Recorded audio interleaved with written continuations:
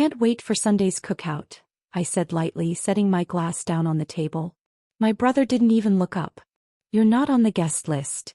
Laughter rippled around the table, quiet but sharp enough to sting. Mom smiled, slicing into her steak like she was carving through me.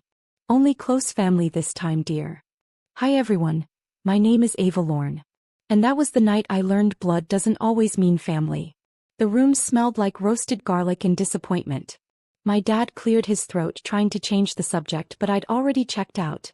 My eyes fixed on the flickering candle between us, its flame bending with every draft. I'd spent the past 2 years paying their bills when they forgot, babysitting their kids when they were busy, and covering their emergencies like I didn't have my own. Now apparently I wasn't close family. So I smiled, that polite, quiet kind of smile that hides an ache. Got it, I said softly, pushing my chair back. Enjoy your dinner. Mom didn't stop me. My brother didn't even glance up. The only sound that followed me out was the clink of silverware against china.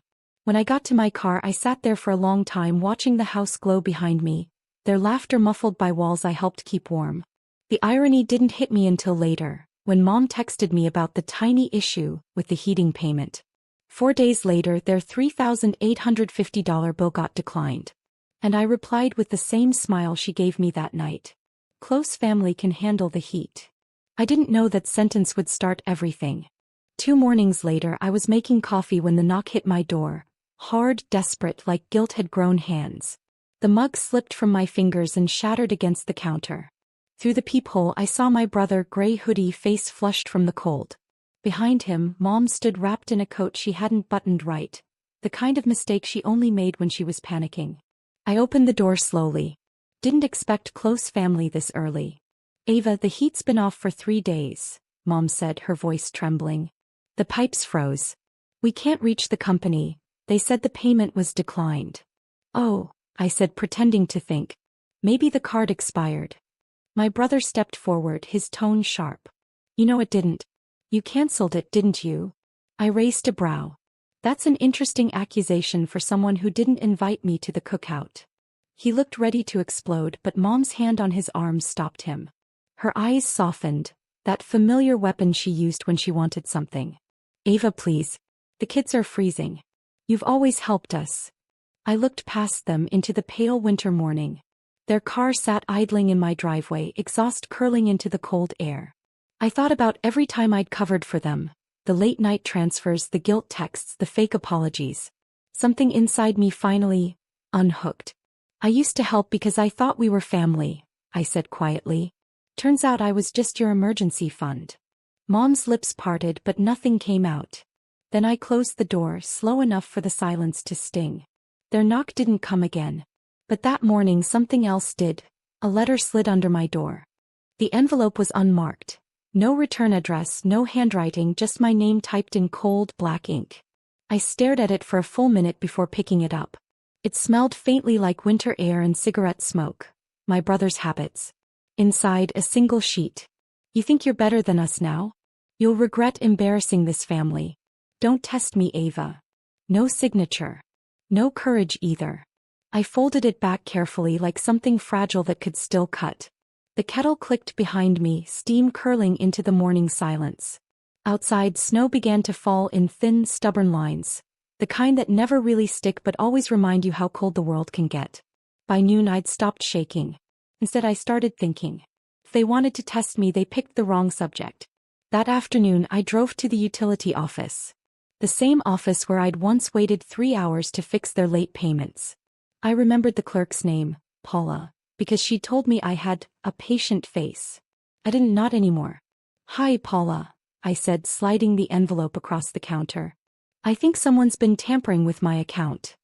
Her eyes widened slightly as she checked the records. Funny, she whispered. Someone did call last week pretending to be you. Tried to switch billing access. I smiled, small and calm. Do me a favor. Keep a note on file. If they try again, call me first. Paula nodded. You got it. When I stepped back outside, snow had started to layer on the windshield. I wiped it away with my sleeve and saw my reflection in the glass. Quiet, tired, but sharper than before. They wanted to play family games. They forgot I know the rules. Sunday came anyway. The day of their precious family cookout. I wasn't invited, but I didn't need to be. I could hear the music from 3 blocks away. Old Motown songs my mom only played when she wanted to seem warm. The kind of warmth that burned from the outside in. I parked across the street from their house, windows cracked, watching the driveway fill with cars. Everyone laughing, holding plates, hugging each other like nothing had ever happened. My brother wore his new jacket, the one I bought him last Christmas. Mom waved at the neighbors like she hadn't disowned her daughter over dinner. I sat there for 20 minutes, silent, fingers tracing the steering wheel. Then I noticed something, the new space heater running through the window. The house's main heat still wasn't back on. And I knew exactly what would happen if they kept overloading circuits. So I drove off, not to cause trouble but to protect myself from it. Because I knew what was coming. That night, around 11:47 p.m., my phone buzzed. Mom, Ava, something's wrong. The power's out. Smoke in the kitchen. Me, call 911. Mom, we did. They're saying the line was overloaded. The heater melted. I stared at the text, my thumb hovering above the screen. Then I typed back, calm, measured, true. Close family should have checked the fuses. No reply came. Just silence, heavier than guilt. I didn't smile. I didn't cry. I just sat in the dark of my apartment, listening to the hum of my own heater, steady and safe. They thought shutting me out would keep me powerless. But every time they slammed the door, I learned how to stand alone. By morning, the group chat was flooded. Pictures of blackened countertops, smoke-stained curtains, and a burned patch across the kitchen wall. No one was hurt, just shaken, humbled, and suddenly quiet. I didn't respond to any of it. Not the "can you believe this happened?" texts. Not the "guess we should have just asked Ava for help" jokes. Silence had become my favorite kind of revenge. Around noon there was another knock, softer this time. I already knew who it was before I opened the door. Mom stood there clutching a foil-covered plate, her eyes red from smoke or tears, maybe both. "I made your favorite," she said quietly. "Just wanted to say sorry for how we treated you." Behind her, my brother stood with his hands buried in his pockets. He couldn't meet my eyes. For a second I almost gave in. Almost believed it. But then I remembered. Apologies from my family always came wrapped in favors. "What do you need?" I asked. She hesitated. "The insurance company. They're asking about the bill. The heating payment, the electrical upgrades. They're saying your name's still on the maintenance account." I almost laughed. So when things go wrong, suddenly I am family again? Her eyes welled up. "Ava, please. You're the only one they'll listen to." I stepped aside, letting her look into the apartment. Clean, quiet, peaceful. "You built a family without me," I said softly. "Now live with the comfort that came with it." She didn't say another word. Just placed the plate on the counter and walked away, leaving the faint smell of smoke and guilt behind her. I waited until the door closed, then whispered to the empty room. "This time I'm not fixing their fire." That night the apartment felt too quiet, the kind of silence that hums. I sat by the window, watching snow pile against the streetlights, each flake catching a piece of light before it vanished. My phone kept buzzing. Missed calls from Mom. A text from my brother. "You're really going to let them cut the power again?" I didn't answer. At 2:13 a.m. another message came. "The pipes burst. Basement's flooding. You happy now?"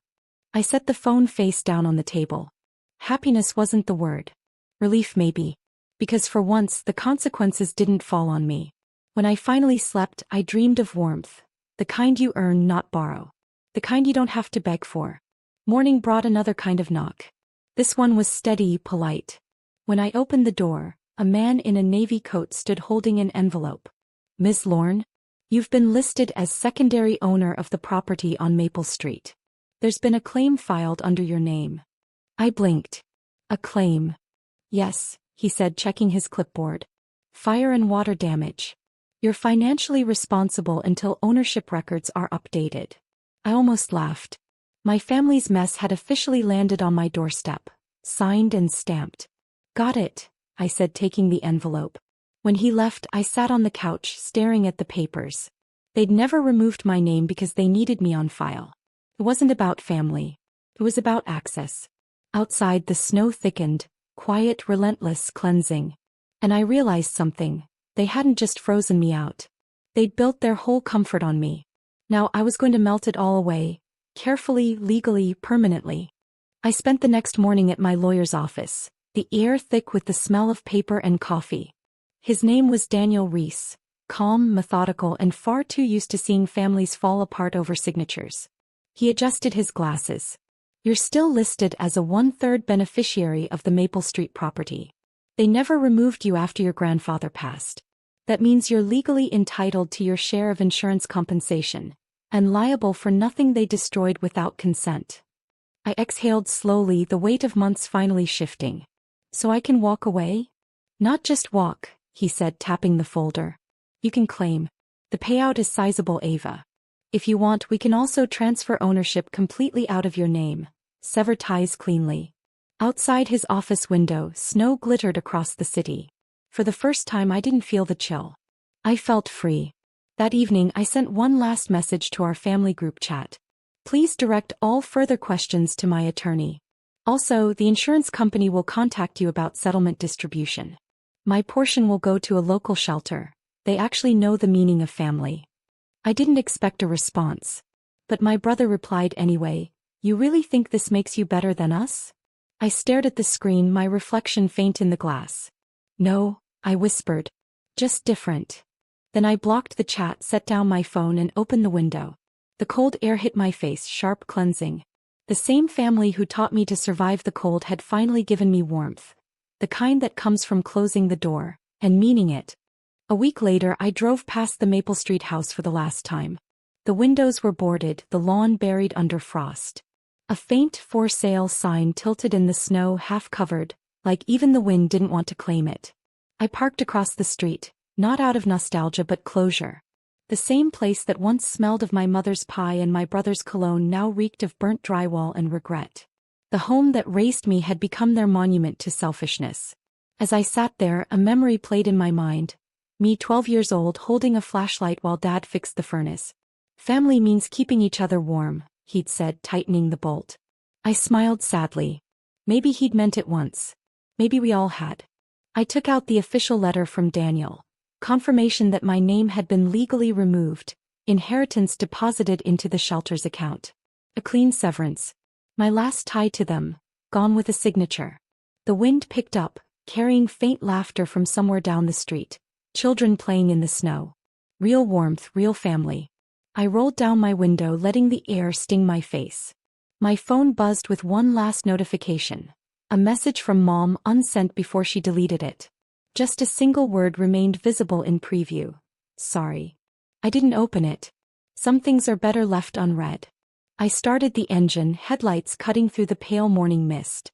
As I drove away, the house grew smaller in the rearview mirror, until it wasn't a house anymore, just a shadow. For the first time in years, the heat inside my car felt earned. And for once, I didn't owe anyone warmth.